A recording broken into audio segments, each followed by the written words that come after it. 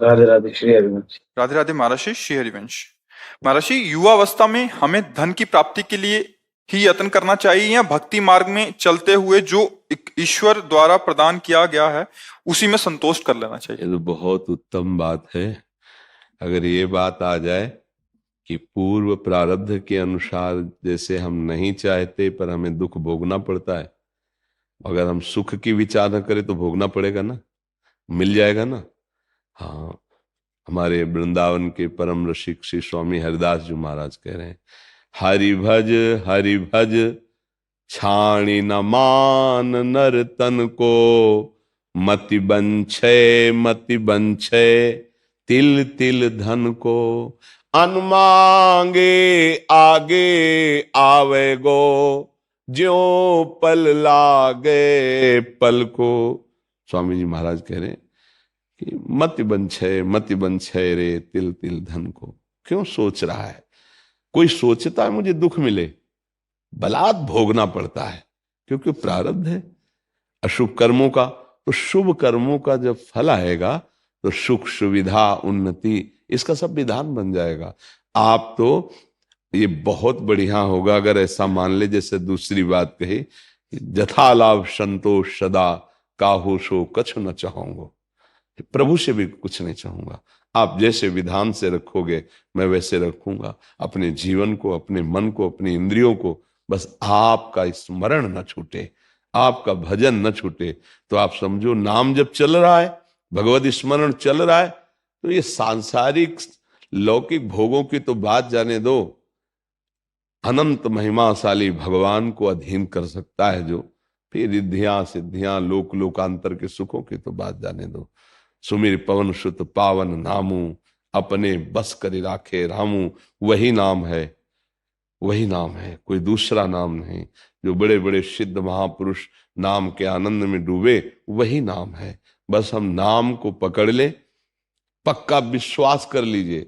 अगर जिह्वा से नाम चल रहा है और हृदय में एक बात है कि भरोसा मुझे भगवान का है, तो निश्चिंत हो जाओ, लोक परलोक के हर सुख तुम्हारे चरणों में आएंगे, पक्का समझ लीजिए। जैसे संत महात्माओं को लोग कहते हैं ना कि कितना वैभव कितना ऐसा कैसे, तो ये छल कपट से नहीं होता है। जब उन्होंने चित्त को भगवान में जोड़ दिया तो दुनिया का वैभव उनके चरणों में लुटने लगा। अगर दुनिया का मालिक अधीन हो जाता है तो मायाकृत वस्तुओं की क्या बात है। अगर विवेक काम कर जाए तो दूसरी बात बहुत जोर की है, जैसे प्रभु रखे वैसे रह जाओ और नाम जप कर लो तो होगा क्या, बहुत अच्छे से प्रभु रखते हैं। अब उनके भरोसे हो जाए ना तो सब बात, नहीं तो शरीर में कहीं पीड़ा हो तो सब ज्ञान विज्ञान भूल जाएगा। अभी सूचना आ जाए कि आपकी किडनी फेल हो रही है तो प्रश्न भूल जाएगा, उत्तर भूल जाएगा, नहीं भूल जाएगा। हाँ, तो ये भगवद आश्रय, ये हम कह रहे हैं कि जो दूसरी बात कही उस पे अगर स्थित हो जाओ तो बहुत जोर की बात। जहां इस शरीर के उदर पोषण के लिए जाते थे, मिला तो पाया, नहीं तो यहां भूखे भी रहे। वहां कई 100 साधक का रोज सुबह और शाम भोग बनता है, श्री जी भोग पाते हो, साधक साधक पाते हैं कई 100 की संख्या में। और किसी से ऐसे नहीं प्रभु, यहाँ कोई आपको संकेत भी नहीं कर सकता।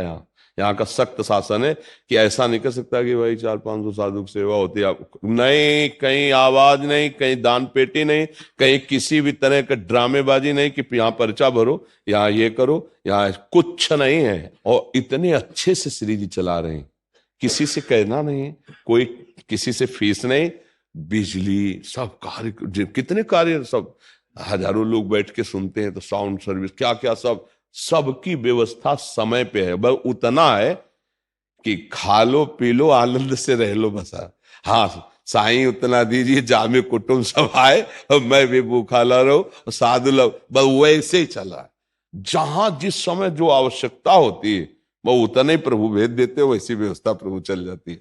तो हमें लगता है अगर प्रभु के भरोसे रहे, अपने उदाहरण से समझ में आता है, प्रभु के भरोसे रहे तो सबका निर्वाह वो करते हैं, सबका निर्वाह करते हैं।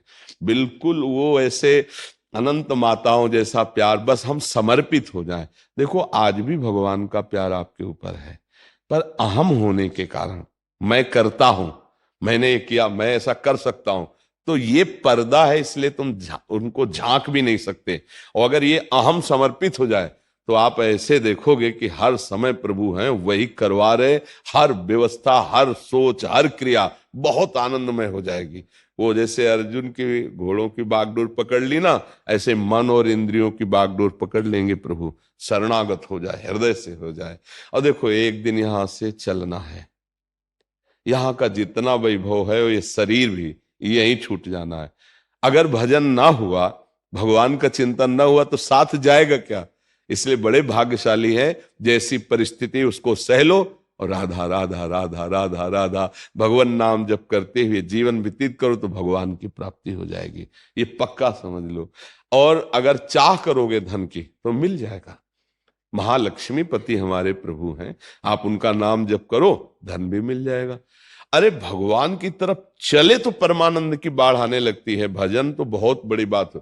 ध्रुव जी ने जब पिता की गोद में बैठना चाहा तो सुरुचि माता जो थी उनके मन में अच्छा नहीं लगा कि ये सुनीति का बेटा, सौत का बेटा और मेरे सामने राज सिंहासन में विराजमान महाराज की गोद में बैठे, झिड़क दिया और कहा तू इस लायक नहीं, जा पहले तप करो, मेरे गर्भ से प्रकट हो, फिर सिंहासन में बैठने लायक होगा। माता सुनीति से रोकर बोले, तो माता ने कहा बेटा ठीक ही कहा है, क्योंकि महाराज मुझे इस समय दासी भी नहीं मानते, पत्नी की तो बात क्या, क्योंकि सुरुचि में आसक्त थे। इसलिए बेटा तू नारायण का भजन कर, वही तुझे जो चाहोगे पूरा। निकल पड़े। 5 वर्ष के बाद आ गए देवर्षि नारद जी। बेटा किस लिए तुम जा रहे हो? देखो समझना, अभी भजन नहीं हुआ, किस लिए जा रहे हो? ऐसा ऐसा ऐसा। अरे अभी चल के उत्तानपाद महाराज को आदेश करूंगा पूरे सिंहासन का उत्तराधिकारी, अभी इसी क्षण। ध्रुव जी को लगा अभी तो भजन भी शुरू नहीं किया और उत्तराधिकारी बुलाने की बात आ गई। जहां गोद में बैठने नहीं दिया गया, उस सिंहासन में बैठने की बात। तो उन्होंने कहा नहीं महाराज, मैं क्षत्रिय राजकुमार हूं, एक बार निश्चय जो कर लिया अब कर लिया, अब वापस नहीं लौटूंगा। तो उनका जंगल में बहुत भय है, सिंह, चीता, राक्षस जन, मच्छर, क्या क्या परेशान। तुम राज बोले महाराज ना प्रलोभन और ना भय, इनसे मैं डिगने वाला नहीं हूं। तो चेला पक्का तो गुरु मंत्र दे दिया है हले, और भगवान का साक्षात्कार 6 महीने में कर लिया। गुरु कृपा से 6 महीने में ध्रुव जी ने भगवत साक्ष और वो पद प्राप्त किया जो आज तक किसी ने नहीं प्राप्त किया, अटल पद भी प्राप्त। तो अगर चाह करे तो फिर अन्य प्रलोभन और अन्य भयों में ना फंसे, तो जो चाहेगा वो भगवान दे देंगे, पक्का समझ लो। हम लोग फिसड्डी हैं, फिसल जाते हैं दृढ़ विश्वास नहीं हो रहा। हाँ, जैसे महान सुख प्राप्ति के लिए चले आप, तो अब अल्प सुख में आपको सौदा नहीं करना है। अगर सिंहासन में बैठने की बात में सौदा हो जाता तो अटल पदवी नहीं मिलती। तो भूमा सुख का, भगवत सुख का, भगवत कृपा पात्र कभी सौदेबाजी में नहीं फंसता। माया सौदा करती, ये भोग लो, ये ले लो, ये देख लो, ये सूंघ लो, ये छू लो, ये बन जाओ, ये उपाधि ले लो। उपासक नहीं, न पारमेष्ठम न महेंद्र धिष्णम न सार्वभौमम न रसाधिपत्यम न योग सिद्धि अपुनर्भवम। नहीं चाहिए मुझे, मेरे प्रभु का भजन चिंतन और उनके द्वारा दी हुई व्यवस्था चाहिए, माया के द्वारा नहीं। बने तो रघुवर ते बने और बिगड़े तो भरपूर, तुलसी और ते बने ताबली में पेदू। ये निष्ठावान महान महान सुख का भोक्ता बनता है। ये अल्प सुखों में फंसे हुए अपने लोग हैं। इसलिए पहले देखो, जब कोई ऋषि मुनि तपस्या करते थे ना, तो बड़ी दिव्यताएं आती थी उनको गिराने के लिए, दिव्य अप्सरा, ऐसी रिद्धियां सिद्धियां। तो अब जैसे ये है कि अब नहीं आती है, तो उतना हम लोग चढ़ ही नहीं पाते हैं, पहले ही फिसल जाते अगर 100 रुपए में राजी हो गए तो करोड़ की चेक देने की जरूरत क्या है कि नहीं? तो हम लोग यही मृत्यु लोक के भोगों में फिसल गए। तो अब देवलोक के या दिव्य सिद्धियां या ऐसे दिव्य चमत्कार हृदय में प्रकट हो, अगर हम निष्ठा से बने रहें तो कोई भी परास्त नहीं कर सकता, सीधे भगवान आएंगे।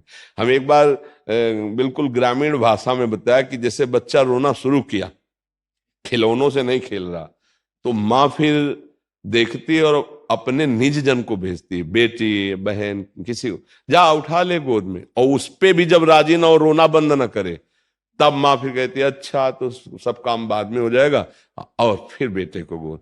ऐसे जब कोई भगवत मार्ग में चलता है संसार के खिलौने छोड़ करके, तो भगवान उसके आगे दिव्यताएं भेजते हैं, दिव्य भोग, फ्री, कोई नहीं जानेगा, भोग लो एकदम, ऐश्वर्य वैभव रिद्धियां सिद्धियां, पर वो रोना बंद न करे, किसी खिलौने में राजी न हो, किसी की गोद में न चढ़े, उपाधि कोई स्वीकार न करे, तब वो विवश होकर फिर भगवान उसको ऐसे फिर उसे स्वीकार करते।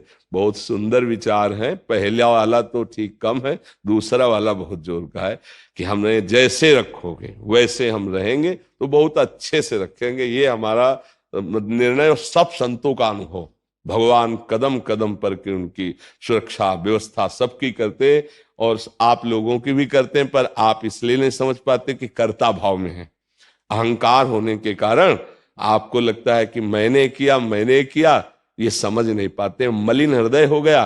तो अब क्या होता है कि वो फिर इस बात को दूसरी तरह पेश करता है कि जब बुरा किया तो भगवान ने तो करवाया, अगर उनकी इच्छा न होती तो हम कैसे कर सकते थे, उनकी इच्छा के बिना पत्ता नहीं। ये गलत जो चिंतन है वो उसको अनुभव में नहीं आने देता।